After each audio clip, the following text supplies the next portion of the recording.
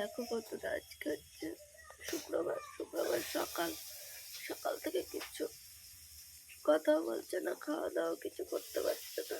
কালকে রাতের থেকেই হয়েছে, কালকে সারাদিনই ওরকম ছিল। আমি জোর করে চামচে করে 2-3 চামচ খাইয়েছি, সকাল থেকে এরকম করছে। মেয়েটা এখানে এসে বসে রয়েছে বাবার কাছে, কান্নাকাটি করছে। কিছু বলার নেই, ভগবানকে শুধু একটা কথাই বলবে, এরকম শাস্তি তুমি কাউকে দিও না, এত কষ্ট দিতে পারছে না। আর ভগবানের এরকম বিচার ঠিক হয়নি, একটুখানি বাচ্চাকে কাঁদিয়ে।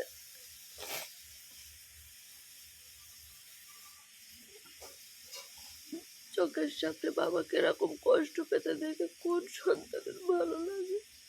আজকে 1 বছর ধরেও দেখছে। এরকম ইচ্ছা ছিল, কেন ওকে এত কষ্ট দিল? 1 বছর কেন এত কষ্ট দিয়ে ওকে ফেললো? সাথে সাথে কিছু না কিছু করতে পারতো, এত কষ্ট পচিয়ে শরীর কেন দিল? আমি কিচ্ছু বলতেও পারছি না। তবুও যাই হোক, আমি একটু ভাগবত পাঠের ব্যবস্থা করেছি।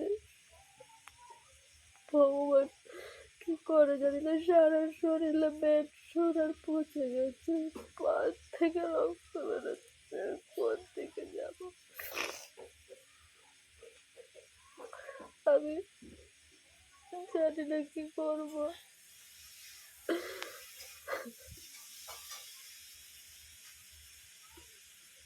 ভগবানকে একটা কথাই বলবো, আর কষ্ট না দিয়ে ওকে একটু মুক্তি দাও, ওকে একটু শান্তি দাও। অনেক কষ্ট পেয়েছে 1 বছর ধরে, প্রচুর কষ্ট।